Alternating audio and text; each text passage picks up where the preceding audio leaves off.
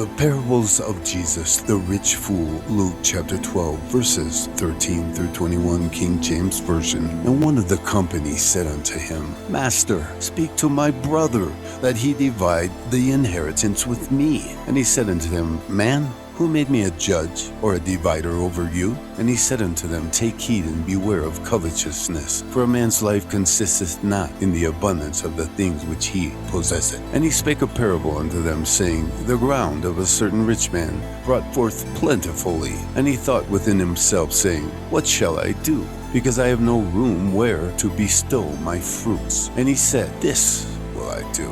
I will pull down my barns and build greater, and there will I bestow all my fruits and all my goods. And I will say to my soul, Soul, thou hast much goods laid up for many years. Take thine ease, eat, drink, and be merry. But God said unto him, Thou fool, this night thy soul shall be required of thee. Then whose shall those things be which thou hast provided? So is he that layeth up treasure for himself, and is not rich toward God. Jesus is interrupted with a request about money, but instead of settling the dispute, he exposes the heart behind it. He says, Take heed and beware of covetousness. Why? Because life does not consist in possessions, not in abundance, not in security, not in success. The rich man in the parable is not called a fool because he was wealthy. God never condemns him for having a good harvest. The problem is revealed in his words. What shall I do?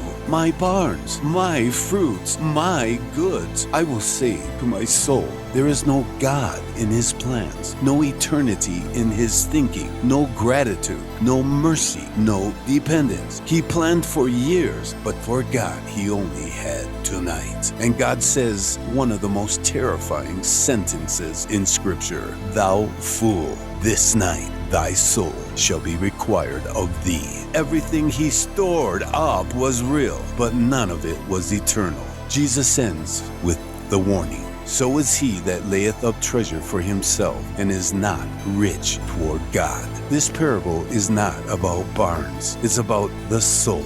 You can be successful and still bankrupt before God. You can be prepared for retirement and unprepared for eternity. You can own much and belong to nothing that lasts. The true question Jesus asks is not how much do you have, but are you rich toward God? Because one night every soul is required, and only what was lived for God will remain.